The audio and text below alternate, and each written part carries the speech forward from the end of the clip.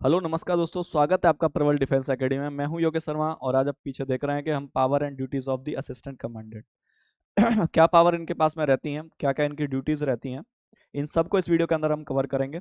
अगर आपका भी सपना है असिस्टेंट कमांडेंट के तौर पर आप एज आ सेंट्रल आर्म्ड पुलिस फोर्सेज में आप सर्व करें, तो जरूर ये वीडियो आपके लिए हेल्पफुल रहने वाली है। एक आपके अंदर मोटिवेशन भरने, आपको इंस्पायर करने का ये काम करेगी। ठीक है, क्योंकि ये चीज़ें हैं जनरली जो कि आपको ध्यान आकर्षित करती हैं। ठीक है, बेसिकली एक चीज, सोचने से कहाँ मिलते हैं तमन्नाओं के शहर गुरु। सोचने से कहाँ मिलते हैं तमन्नाओं के शहर, चलना भी जरूरी है मंजिल को पाने के लिए, है ना। अगर आप खड़े खड़े सिर्फ सोचते रहेंगे तो शायद आपको कुछ चीजें हासिल ना हो, लेकिन अगर आप अपना कंफर्ट जोन तोड़ करके जाएंगे तो जरूर आपको बहुत कुछ हासिल होगा। जिंदगी में रिस्क लेना ही पड़ता है। अगर आप जोखिम नहीं ले सकते तो समझिए आप सफल भी नहीं हो सकते। क्योंकि आप मेरे को एक सफल व्यक्ति का उदाहरण आप बता दीजिए जिसने अपनी जिंदगी में जोखिम ना लिए हो, जिसने अपनी जिंदगी में मेहनत ना करी हो, जो जीवन में रोया ना हो, जिसके जीवन में संकट ना आए हो और वो सफल हो गया हो। वो एक भी ऐसी व्यक्ति आपको देखने को नहीं मिलेगा, क्योंकि परिस्थितियां ही आपके व्यक्तित्व का, आपकी काबिलियत का निर्माण करती हैं। सोचो अगर आपको ऐसी परिस्थितियां मिले ही ना, तो आप यकीन मानिए कोई कुछ नहीं हो पाएगा। जब तक देखो बुद्ध अपने महलों में रहते थे, सिर्फ बुद्ध बुद्ध नहीं कहलाए। जब बुद्ध जब महलों से निकल करके जब वो आए पीपल के वृक्ष के नीचे बैठ करके और जगह जगह भटके, तब जाकर के वो भगवान बुद्ध कहलाए। इसी प्रकार से भगवान राम जब सरयू पार करके जब रावण का वध करके लौटे, तब जाकर के मर्यादा पुरुषोत्तम श्री राम कहलाए। इसलिए ये चीजें ध्यान रखिए मेरे प्यारे हो भाई, कि ये जो चीजें हैं आपको कुछ पाना है तो उसके लिए भैया एफर्ट लगाने पड़ते हैं, एफर्ट देने पड़ते हैं, अपना कंफर्ट जोन तोड़ के जाना पड़ता है ना। चीजों को टैकल करना पड़ता है। कहते हैं ओ जीवन के थके पखेरु, बड़े चलो हिम्मत मत हारो, पंखों में भविष्यबंदी है मत अतीत की ओर निहारो, धरती यदि छूटे तो छूटे, उड़ने को आकाश बहुत है, ना जाने तुमसे मिलने की आशा कम विश्वास बहुत है। इसलिए आपका विश्वास, दृढ़ विश्वास आपके ऊपर रहना जरूरी है कि मैं ये चीज कर सकता हूं और मैं ये करके रहूंगा। Power and duties and responsibilities से ज्यादा मैटर करता है कि आप इस चीज को किस प्रकार से कॉन्कर करेंगे और कैसे अपने सपने को साकार कर पाएंगे। कैसे अपने माँ बाप को आप जिनके आंखों में जो ख्वाब पल रहा है उसको साकार कर पाएंगे। अपने लिए जिए तो क्या जीना भाई, दूसरों के लिए जो अपने प्राणों को बलिदान कर दे, भारत माँ की सरजमी के लिए अपने प्राणों का बलिदान दे दे, अपने जीवन का सेक्रीफाइस कर दे अपने माँ बाप को एक अच्छी सुकून भरी जिंदगी देने के लिए, तो एक बहुत ही ज्यादा कारगर रहता है भाई। इसलिए जो भी सीएपीएफ की ओर देख रहे हैं वो उनसे मेरी अपील है भाई कि कहीं ना कहीं अपनी पर्सनैलिटी को वैसा भी बनाइए कि लोग आपको जीवन जीवन भर तक याद रखें, है ना।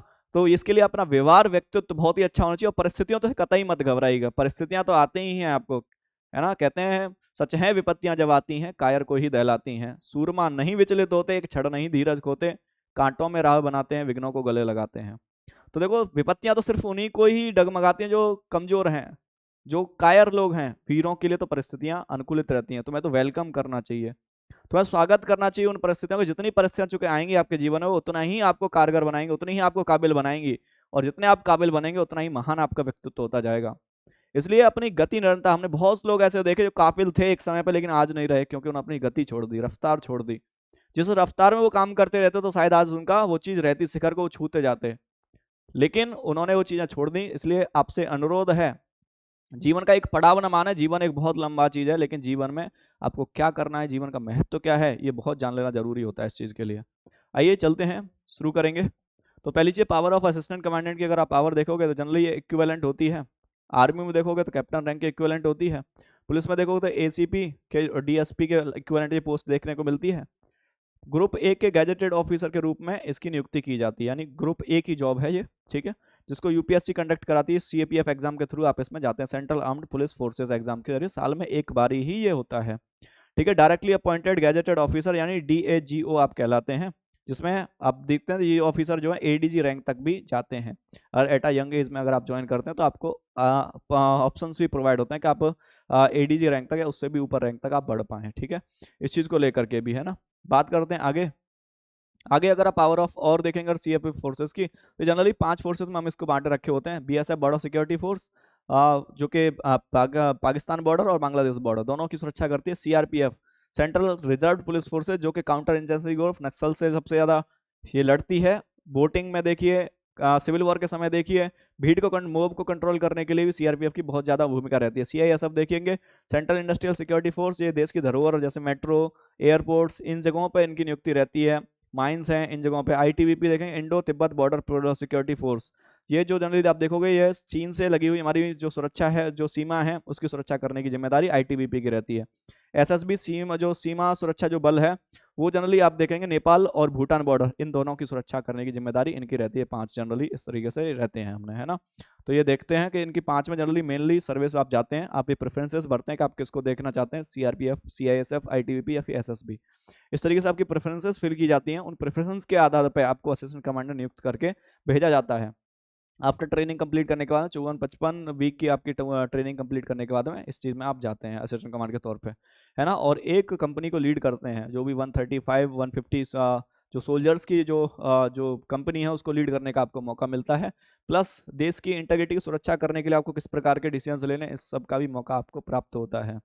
ठीक है, आगे बात करें अगर पावर्स की और बात करें तो दूसरा ये वीवीआईपी की सिक्योरिटी में जेड प्लस सिक्योरिटी देखेंगे, इन सब में भी इनका योगदान रहता है अहम। इनको लिया जाता है एंटी नक्सल ऑपरेशंस के लिए भी इनका, टेररिस्ट ऑपरेशंस के लिए भी इनका। आप देखेंगे सीआरपीएफ जम्मू कश्मीर के अंदर भी आपको दिखेगी, प्लस नक्सल से लड़ती हुई झारखंड, उड़ीसा, झारखंड और छत्तीसगढ़ के अंदर भी ये दिखेगी, है ना। तो आप देखेंगे कि आज जो दोनों को ही हैंडल कर रही है, टेररिज्म को भी इनको भी, तो मैं मानता हूँ भाई काफी ज्यादा काबिल से। लोग कहते हैं कि अर्धसैनिक बल है, जबकि मेरे को लगता है कि तो आर्मी से भी ज्यादा अच्छा अपना उसे संभाले हुए है, क्योंकि कश्मीर में आतंकवाद से भी लड़ना, देश के अंदर नक्सल से भी लड़ना, सिविल वॉर जैसी सिचुएशनों को भी हैंडल करना, सही तरीके से इलेक्शंस को कंडक्ट कराना, क्राउड कंट्रोल करना, लोगों के साथ परफेक्ट डीलिंग करना, ये सारी चीजें कहीं ना कहीं इनके अंदर ये चीजें रहती हैं, है ना। लॉ एंड ऑर्डर मेंटेन करना, इलेक्शन में इनकी ड्यूटीज लगती हैं इलेक्शंस को, क्योंकि आप देखते हैं भारत सबसे बड़ा लोकतंत्र जिसके अंदर आप देखें वोटिंग परसेंटेज देखिए आप, G7 के जितने टोटल देश हैं, उन देश की पॉपुलेशन का सम भी कर दिया तो उससे भी ज्यादा हमारे यहाँ वोटर्स हैं। 140 करोड़ की आबादी में इतनी वोटिंग परसेंट, इतना बड़ा लोकतंत्र, तो सब सुकून से चुनाव होते हैं, सब जीतते हैं, सब उनके रिजल्ट्स एक्सेप्ट करते हैं। इस तरीके से चीजें हो पाती हैं because of central armed police forces की वजह से। यूएन मिशन जो पीस कीपिंग मिशन होते हैं, इनमें भी ये जाते हैं और जाकर के ये चीजें करते हैं। टेररिस्ट को पकड़ना हो, उनको काउंटर इंसर्जेंसी चीजें करनी हो, ठीक है। दूसरा स्पोर्ट्सिंग एक्टिविटीज भी देखते हो, आईटीबीपी के अंदर से विंटर ओलंपिक होते हैं, माउंटेनियर एक्सपेडिशंस होते हैं, ये सारी चीज़ों को भी करने का काम इनके पास में रहता है। ये कुछ पावर्स हैं, रिस्पॉन्सिबिलिटीज हैं, कुछ सहूलियतें जो इनको प्रोवाइड की जाती हैं, जो इनके द्वारा ये चीज़ें चलती हैं भाई। नेक्स्ट आप देखेंगे तो और कुछ के बारे में बात करें तो ये कुछ देखिए NSG, CIB, CBI, SPG, IB, raw, इनके अंदर भी इनको काम करने का मौका मिलता है ना। और ये जो आके जो डाइवर्स सर्विसेज हैं, जिसमें एनी टास्क रिक्वायर होता है सेफ्टी के लिए, सिक्योरिटी के लिए और प्राइड ऑफ द नेशन के लिए, है ना। देश की सुरक्षा हमारा प्राथमिकता रहती है, सीएपीएफ की हो, चाहे आर्मी हो, चाहे नेवी हो, चाहे देश की सुरक्षा, भारत माँ की सुरक्षा, भारत की सरजमी की सुरक्षा, ठीक है। जो भी भारत के को तोड़ने की, भारत के अंदर सिविल वॉर जैसी कंडीशंस पैदा करने की जो भी सपने लेकर के लोग बढ़ रहे हैं, उनको न्यूट्रलाइज करना, उन सपनों को तोड़ना, ये सब कहीं ना कहीं इनका काम होता है, असिस्टेंट कमांडेंट का काम होता है। नेक्स्ट और कुछ अगर पावर्स देखें तो पावर्स के रूप में आप देखते हैं कि सीएपीएफ आर्मी और पुलिस दोनों की रिस्पॉन्सिबिलिटी को कई बार अदा कर रहा होता है, क्योंकि टेररिज्म से लड़ना तो आर्मी की भी पोजीशंस को कहीं ना कहीं डिफाइन कर रहा है। प्लस देखो इलेक्शंस में इनकी ड्यूटीज हैं, इन सब के इलेक्शंस की में भी इनकी ड्यूटीज हैं। प्लस इनके पास में क्राउड कंट्रोल करने की भी अपने फीचर्स रहते हैं, इनको बुलाया जाता है जब लगता है कि पुलिस के द्वारा भीड़ कंट्रोल नहीं हो रही है, दंगे जो बड़े लेवल में फैलते जा रहे हैं, तो कहीं ना कहीं इनको भी फिर पैरामिलिट्री फोर्सेस को उतारा जाता है। और तब ये किस प्रकार सिचुएशन को हैंडल करते हैं, ये माहिर हैं इस चीज़ में करने में, ठीक है। इसलिए इन पर भरोसा किया जाता है और चुनावों में कहीं ना कहीं इनको लिया जाता है, ठीक है। ये काफ़ी टफ होती है जॉब, जो कि देखेंगे आप अगर कैप्टन रैंक से देखेंगे तो कैप्टन रैंक के पास में जनरली देखेंगे इतनी रिस्पॉन्सिबिलिटीज नहीं होती जितनी इनके पास ज़्यादा है, क्योंकि इनको पब्लिक से भी डील करना है, आर्मी को कम करना पड़ता है। आर्मी को तो सिर्फ एनिमी से डील करना है, दुश्मन से डील करना है, जंग हो जाए उन्हें बता दो कि कहाँ जाना है, वो पोस्टेड है और वहाँ जाकर धुआंधार तरीके से वो लड़ेंगे। तो इस तरीके से भी ये चीज़ें चलती हैं, संचालित होती हैं पूरी तरीके से, है ना। आगे बात करेंगे तो आगे आप देखेंगे कि duties of the assistant commander की ड्यूटीज क्या रहती हैं। तो आप देखेंगे ये वेरियस जिनके रहते हैं, जनरली 5 फोर्सेज हैं जो मैंने बताया, बीएसएफ, सीआईएसएफ, इनमें आप जनरली जाते हैं एज आप लीडर और ह्यूमन रिसोर्स मैनेजर, आपको सोल्जर्स इस प्रकार से आपको अलग अलग। दूसरा हेड ऑफ द कंपनी के रूप में, कंपनी का पिता आपको माना जाता है, इसमें 150 लोग आप पे भरोसा करते हैं आंख मूंद करके, आपके अंदर एक रोल मॉडल तलाशते हैं, आपके अंदर एक भगवान देखने की कोशिश करते हैं, तो कहीं ना कहीं एक रुतबे की बात भी है। प्लस दूसरा ट्रस्ट, भरोसा, लोगों का भरोसा ना टूटने पाए, भारत माँ की जो जो आस्था है, जो डिग्निटी है, उसको कहीं ना कहीं चोट ना पहुंचने पाए, इसकी भी जिम्मेदारी आपकी रहती है। इस चीज़ को आप सुनिश्चित करते हैं, ठीक है। ये आपकी चाहे से ड्यूटीज, ये आपकी प्राथमिक ड्यूटीज में से एक रहती है जनरली। और देखें, ह्यूमन रिसोर्स मैनेजर के तौर पे आपको नियुक्त किया जाता है, लीडरशिप एंड सोल्जर्स के रूप में आपको कार्य करना होता है। ह्यूमन रिसोर्स मैनेजर में आपको फूड के लिए, राशन के लिए, फ्यूल के लिए, इन सारी की सारी जिम्मेदारियाँ। दूसरा, आपको कंपनी में जो जो भी आपकी कंपनी है, उनकी जो छुट्टियां हैं, जो लीव है, उनको सैंक्शन करने का भी जिम्मेदारी आपकी रहती है ना। लीडरशिप की बात करें तो जो असिस्टेंट कमांडेंट है वो एक्सपेक्टेड होता है लीड करने के लिए टीम को, जो कि स्ट्रेटजिकल। दूसरा, कॉम्बैक्ट ऑपरेशंस जो हो रहे हैं उनमें लीड यही करते हैं, सबसे प्राथमिक रोल यही निभा रहे होते हैं। जो भी ऑपरेशंस को जो भी ड्रॉ करना, उनको लेकर के आगे बढ़ना, एक इन्फॉर्मेशन के बाद में एक प्लान बनाना, सटीक प्लान लेकर के, और एनिमी को न्यूट्रलाइज करना, ये सारी जिम्मेदारियां इनके पास में रहती हैं, ये इनकी ड्यूटीज का हिस्सा है। नेक्स्ट बात करेंगे अगर, तो leadership qualities and command again आ गया, और हमारे पास maintaining law and order situation, law and order situation को मेंटेन करके रखना, ताकि कोई भी किसी प्रकार की कोई भी चीज़ों को, क्राउड को कंट्रोल करना, सिक्योरिटी प्रोवाइड करना, सेंसिटिव इंस्टॉलेशंस को, ये सारी चीज़ें इनके पास में रहती हैं। डिसीजन मेकिंग को अच्छा बनाए रखना, डिसीजन मेकिंग एबिलिटीज़। दूसरा, capacity to inspire the others, खुद को मोटिवेट रखना, प्लस दूसरों को भी, अपनी कंपनी को मोटिवेट रखना, उनके अंदर कॉन्फिडेंस भर के रखना कि हम किसी से कम नहीं है, और दुश्मन को हम जरूर न्यूट्रलाइज करेंगे इस चीज़ को लेकर के, ठीक है, क्योंकि उनके अंदर फियर जनरेट नहीं होना चाहिए। ये भी एक अच्छे लीडर की निशानी होती है, असिस्टेंट कमांडेंट की, ये भी एक प्राथमिकता जॉब बन जाती है ना। और बात करें तो बॉर्डर सिक्योरिटी की, बॉर्डरों को सुरक्षा प्रदान करना, ताकि किसी प्रकार की इन्फिल्ट्रेशन बॉर्डर से ना हो सके, किसी प्रकार के इलीगल वेपन्स ना वहाँ से पास हो सकें, है ना, ड्रग्स या नशीले पदार्थ वहाँ से ना पास हो सकें, इसकी सुरक्षा की जिम्मेदारी भी कहीं ना कहीं यही रहती है ना। कोई दुश्मन है वो पंकर ना बना ले एक्स्ट्रा। दूसरा दूसरा जो भी इनके जो टेररिज्म जो है, काउंटर टेररिज्म ऑपरेशन है, उसको भी अंजाम देना, जो टेररिस्ट हैं उनकी बारे में खोज खबर लगा के बेहतर रणनीति के साथ उनको न्यूट्रलाइज करना, इस चीज़ को भी कहीं ना कहीं यहाँ देखने की सुरक्षा की जाती है ना।